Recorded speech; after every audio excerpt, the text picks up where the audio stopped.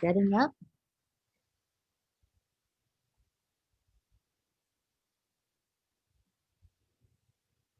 Now I know I can't wait too long. Can't do this too far ahead. All Okay. right, do it. Yeah, we're streaming live now. Good morning, good afternoon, good evening, wherever you are, you're watching.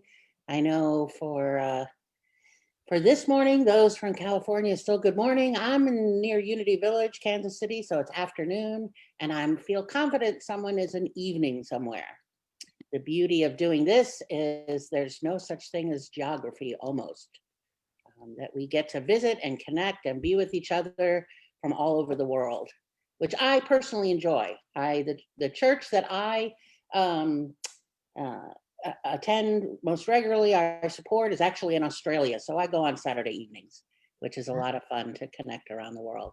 So good morning. I'm Reverend Kelly Isola. I'll be your flight attendant this morning, although I won't be coming down the aisle with a beverage cart. But hopefully I'll give you a little food for thought, perhaps, or a little something to chew on. But I want to start our morning with a little story. And then I have a little music video for us for just to kind of center ourselves and breathe into the story. And then Sheila will tell you just a little bit about me and then the talk, and then we'll spend a little time afterwards possibly connecting. So the story is about an acorn, and you may have heard it before. It actually was written back in the 50s, and I discovered it at about 15 years ago, but it's technically called acornology. And once upon a time, in a not so far away land, there was a kingdom of acorns, and they were nestled at the foot of a grand old oak tree. And since the citizens of this kingdom were modern, fully westernized acorns, they went about their business with very purposeful energy. And since they were midlife baby boomer acorns, they engaged in a lot of self-help courses. There were seminars called Getting All You Can Out of Your Shell and Who Would You Be Without Your Nutty Story?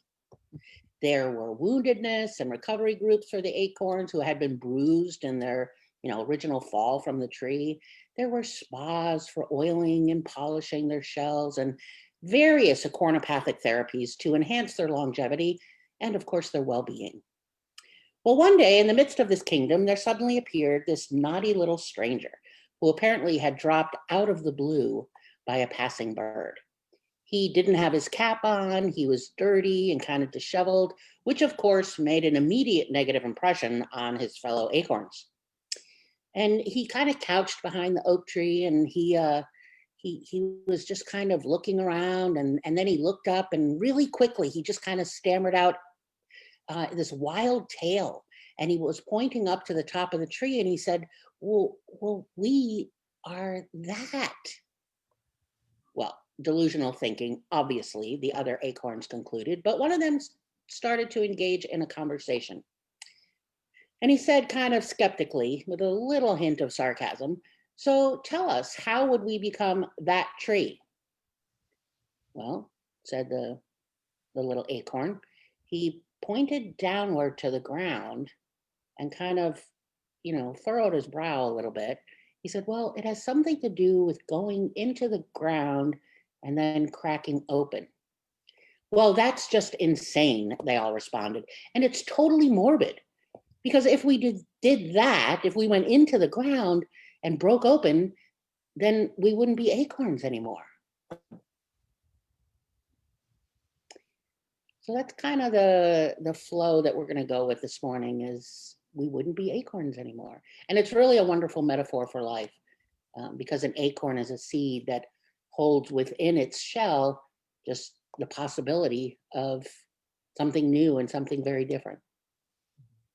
So in that energy of that we hold within us, the possibilities for something new and something different, and maybe something we might not have been able to imagine, just sit back and invite you to just listen and be with the song.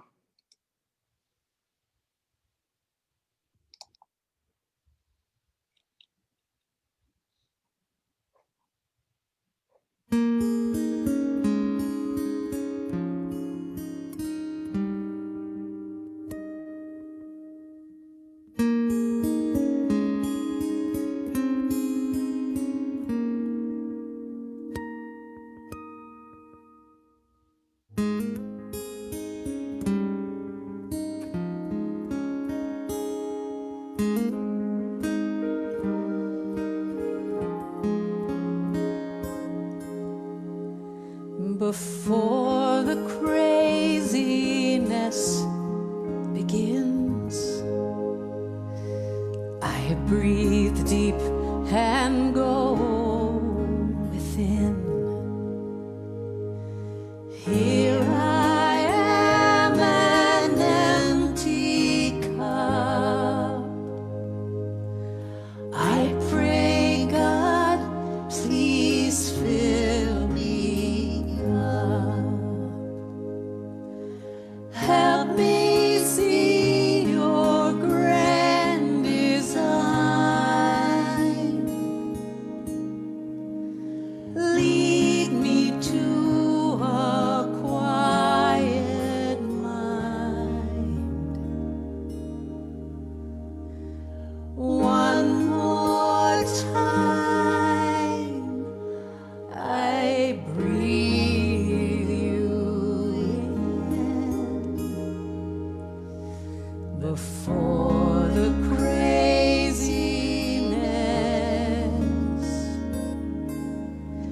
begins.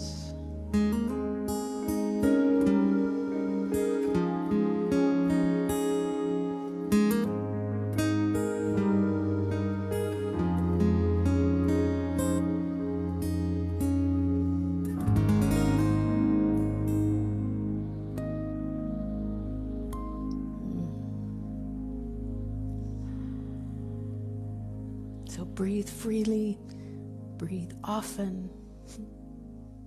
Make your life beautiful with every breath you take. But let's take that breath together. Inhale and a big exhale. And remember that we are already full, that there's one presence and one power active, and we are already that. We just sometimes forget. We just sometimes get distracted. And so we breathe to bring ourselves back to center, back to grounded, back to the idea that we are one in spirit. And so it is. And so it Amen. is. That was so beautiful. Thank you, Reverend Kelly. I'd like to introduce one of my favorite professors at Unity Seminary, and I could spend all day going over her mile-long list of accomplishments, but I'm just going to pick a few of my very favorites. She is chair for the Greater Kansas City Interfaith Council, and you all know that I'm totally interfaith, and I love that. One of my favorite books is a book that she co-wrote. Is called "Who Are You Here to Be?" Is that right? Did I get that right? Who have you come here to be? 101 possibilities for contemplation. Yes, and she did a deck of cards to go with that book. Don't know if they're still in print, but We have 2 decks. all right. All right. I think I sold all of mine. And You she, get them on my website. all right. She's so innovative, cutting edge on everything new and innovative to do with spirituality and religious centers. So I just so admire this woman. I admired her on Facebook long before I ever met her. Come turn out, I was stalking her because I love her posts. So I just invite you to enjoy this time with Reverend Kelly Isola. Thank you. Thank you, Sheila. Yeah, I didn't know you were stalking me. Well, Well, if it's any consolation, I've stalked a few people, here and there. And it's sort of like, it reminds me of sometimes when I go somewhere, even if whether it's a church or a function, sometimes I just like to sit in the back row, and just kind of watch. So. right.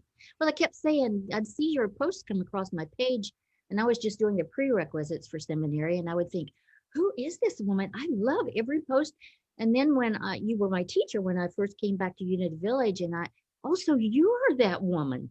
Yeah, guilty. So I want to talk about that. The little, the acorn story is, of course, has some humor in it, and I love the acornopathic therapies, of getting the most out of your nutty shell. Who would you be without your cap? And getting well oiled, oiling up our shells nicely. I just think it's sweet, it's endearing, it's a little funny, and there's this just this little thread of, oh, there's some reality in there, right? Um, of, in relationship to us, and how we're living our life. And the title is From Breakdown to Breakthrough. And I know that nobody is missing the fact that we are in the middle of breakdown. And it's not the first time most of us have been through a breakdown. There's different kinds of breakdown, right? And breakdown is actually something that's necessary in our evolution. You know, the inherent nature of change is that something has to break down so that something else can break through, so that whatever new is waiting to emerge can do so. um, and but the truth is there are times, and I'm pretty sure I'm not alone in this, when what I really want to talk about is how things are just wonderful and they can't get any better. And I want to pull out the balloons and the glitter and the unicorns and the pink frosting cupcakes, and like that's all I want to talk about. And and sometimes I do, because I need to do that, and we all need to do that. And but it's when I want to do that because I don't want to pay attention to something that is breaking down. That's where I kind of can get into a little trouble. And sometimes I think we do get into we get a little tripped up when what I that's the only thing I want to talk about. I always want to hear what's wonderful. I always want to hear what's going on in someone's life that is, that gives them a smile, that brings some joy. But then there are times that when things are breaking down, like what we've been in the middle of for many months, those moments when the human part of us wants to say, oh no, that can't be happening. No, no, and we sort of move into like that Humpty Dumpty mode, where I know if I can get all the pieces, I can put it back together again, and we can, put it back together again like it was. And we think that if we have all the pieces, and that we can make that happen. And it's a little it's a survival tactic. It's sometimes the psyche needs a little break, but it doesn't really help us in moving through the breakdown in order to be in the breakthrough. I think underneath that, and so when we put a lot of energy into resisting the breakdown, and we put a lot of energy into, our Humpty Dumpty mode, oftentimes I think it's largely unconscious. And underneath that, I think, for me anyway, and I know a few other people, there's this unspoken idea that I just want my life back. I just want my life back. I want the way it was. When are we going to go back to normal? And when are we going to go back to? And I personally oftentimes get a little nervous the more often I hear someone say, I want to go back to. Because what I really believe is that there's not a back to, that what we are in the middle of is what I support. I work with lots of churches that are, and every church is moving through transition, but I do organizational development for faith-based organizations, largely churches. So I help them move through change and how to do digital ministry and, leadership development, all the conflict transformation, all the things that come under that umbrella of what you call organizational development. And what it's really important for me to support people with is this idea that when we're in a breakdown, that we be able to shift our thinking from, it's not an interruption, it's a disruption. An interruption has an energy of, we now return you to our regularly scheduled program, which is not going to happen. And there's a whole lot that goes with that idea of it's not going to happen. We're in a disruption. So that means something new, there's a breakthrough, something new is coming. And I want to remind people, and I want to make sure people know that that the breakdown is every bit a part of God, is every bit a part of my divinity, is every bit a part of our spiritual journey as the breakthrough, right? And what if in this human condition, the breakdown itself is our spiritual path? Like that is, and maybe it's not for us to rush through, and how do we get to the other side? And well, who doesn't want to rush to the other side? Because I don't know about you, but breakdown often doesn't really feel very comfortable. It just doesn't. But that's because what we've known, what's familiar, the things we've been doing, what we've been thinking has been, um, is comforting, right? There's a measure of safety to it. There's something I can predict. There's things I can expect. I know if I do this, then this. And we are so much in the middle of a breakdown that there's sometimes only so much uncertainty that we can kind of carry around or that we can live into. So um, I don't know that we really want to, as much as I hear people say, we want to put it back together. If I can find all the pieces and kind of get it back together, um, then we can keep living. We can go back to, or we can at least have this or this or this. And honestly, I don't know if I would get this and this and this. And honestly, if I pause long enough and just be still, I don't know that I want what used to be, because the reality is what I know about unity teachings and our principles, which these are the times, we were made for, is that with you, we can create anything. It takes work, it takes sacrifice, it takes, obviously, we've seen some pain, it takes some breakdown, but together, um, spiritually, culturally, on every single level, we can imagine absolutely anything. Just and be that little acorn that points up at the tree and says, "We are that," right? Whatever that is. And so, if that means expressing more, compassion, if that means expressing more humor, being more connected, being more giving, more loving to self and others, then we get to be that, not just necessarily kind of wake up and go, ta-da, gonna be that, but we get to do that together. Because I'm doing this pandemic solo distancing. And I got to tell you, it's a little played out on some days that I would prefer having, some others with me. Of course, then I hear stories of families or spouses that are like, oh, I want to do this alone. So, the grass is always greener. But we have not touched the best yet. We have not touched the best of who we are individually, and we haven't touched the best of who we are collectively. And so in order to touch that best, to touch even beyond what we can imagine, the old ways have to break down. They just have to. And we have to put our energy into not trying to put pieces back together, because we know it's not really going to work. But being quiet long enough to know that it's not really going to work, but I'm holding on to some old pieces because of the comfort, because of, I believe that there's our identity are in those pieces, or it just because it's something that's known, so it just feels a little more comfortable.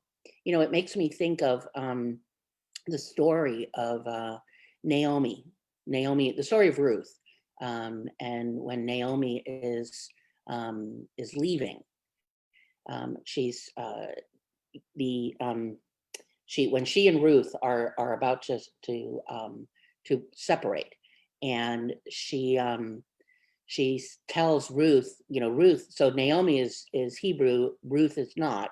So Naomi is telling Ruth, just go. The sons have died, so Naomi doesn't have her husband, Ruth doesn't have her husband, and Naomi is saying, just you go your way, you go, and I'm going to return home to mine. And what I love about that story of Naomi, returning home, is that she says, she tells Ruth that, go ahead, go, you go your way. And what Ruth responds with is, no, that's okay. Wherever you go, I will go.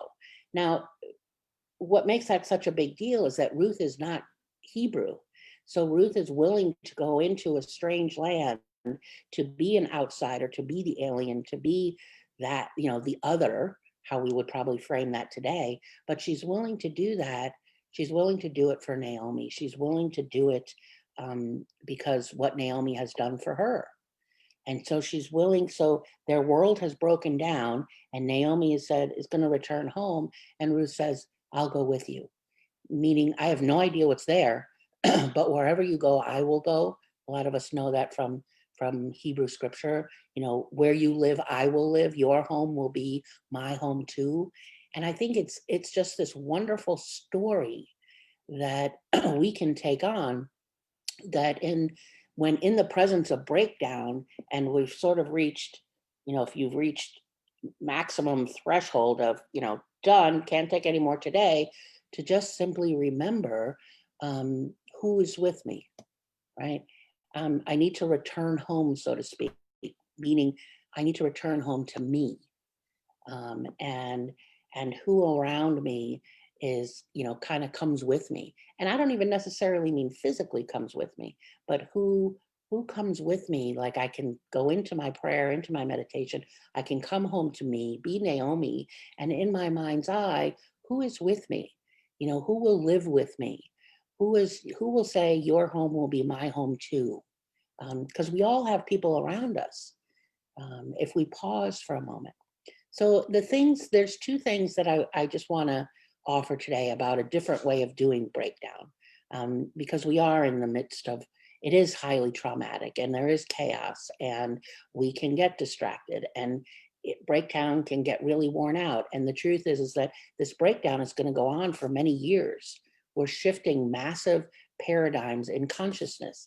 It doesn't just go like that. So how do we be resilient?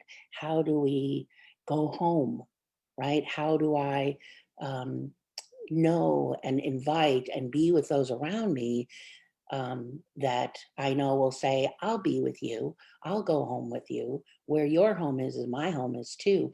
And who am I offering that to? Who do I know in my community that wants to go home, right? Which means become centered. Remember what the acorn did, is I am that, right? That I am divine, that we in spirit, we are one. And when I forget, who do I go to bring home with me? And when I notice someone is kind of lost, who have I offered, who have I been Ruth to and said, your home will be my home. I'll be with you. Even if I'm a stranger in a strange land. So the two ways that to move ourselves through the breakdown to breakthrough is, one is just deep listening. It's not a new idea. It's not, I think it's more of a reminder. And specifically, am I spending time in the quiet? And I'm not talking mass quantities, 15, 20 minutes, even if you're still for 5 minutes, but am I listening, and listening from my heart? Because one of the things that this pandemic has done is we've gotten, for better or for worse, we're very good at, okay, what's next? What do I got to do next? And we get kind of in a hurry, some more than others. Some are better at being still and being quiet.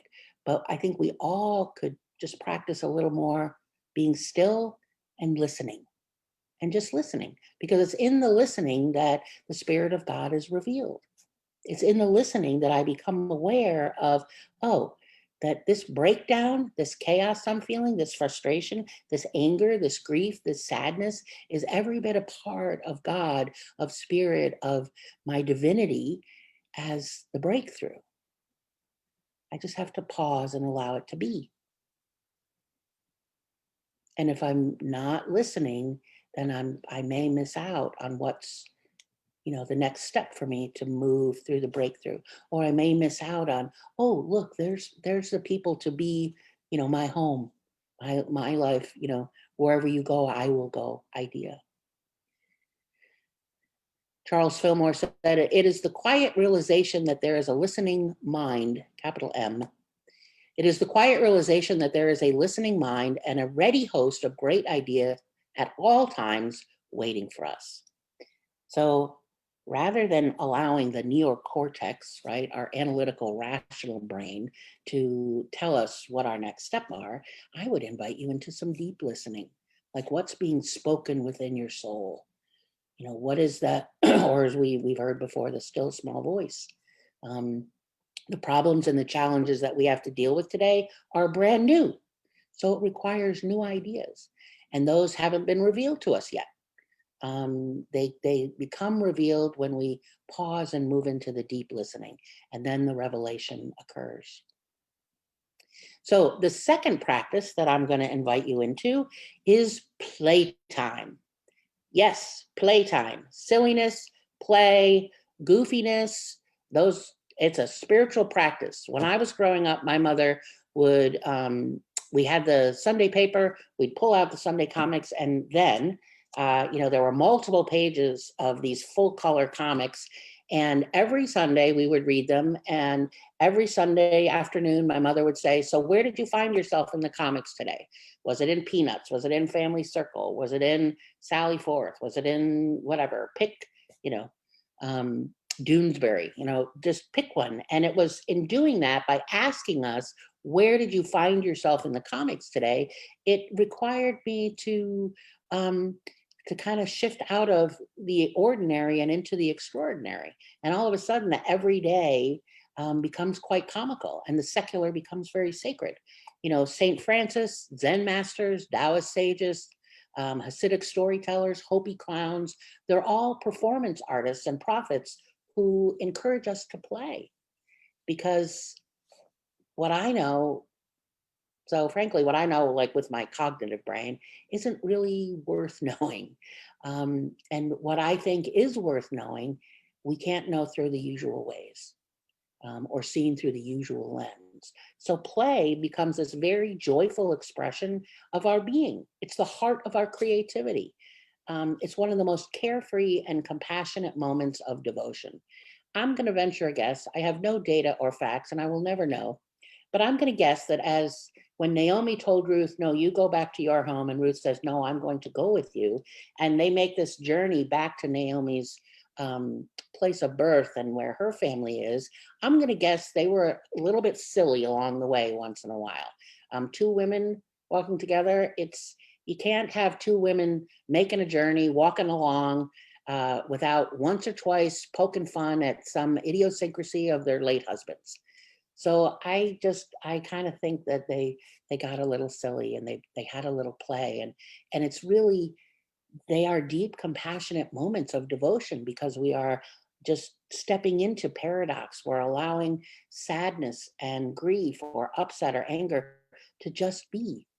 And when we step into being playful and silly and just letting go, right, like a small child, it feeds our joy, it feeds our wonder, and it keeps us searching for meaning.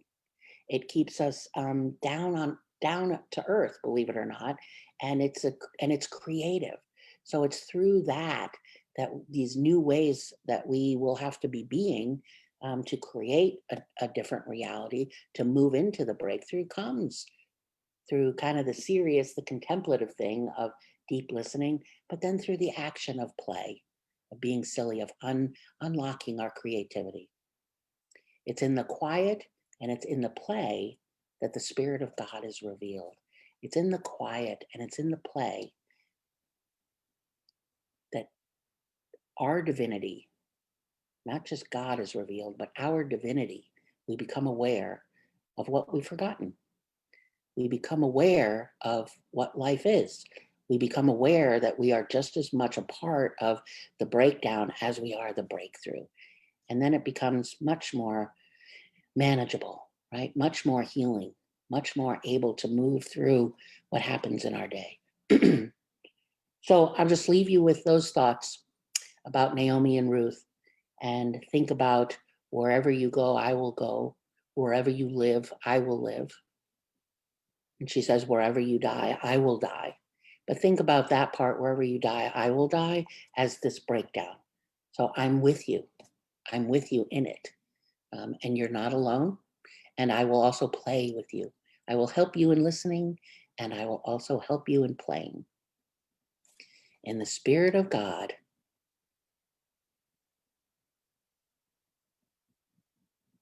in the Spirit of God, and in the quiet, and in our play, our new world is revealed.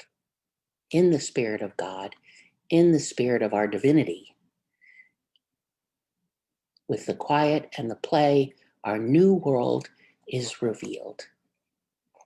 And so it is. And so we go forth and we be that. Amen and amen. Amen and amen. And so it is. Oh, so beautiful, Kelly. Thank you so much. I am with you and I will go where you go, as I have demonstrated for many years. And I will continue to do so. And I would suggest you've agreed to stay with us for Spiritual Cafe. Yeah, the one thing before we stop doing the live, I would encourage, those that are watching live on Facebook is I want to ask you a question and put into the chat stream of, I would ask, what have you done today, or I'll even give you this week, that that was fun. What have you done today or at some point during the last week that was fun, or joy-filled or silly?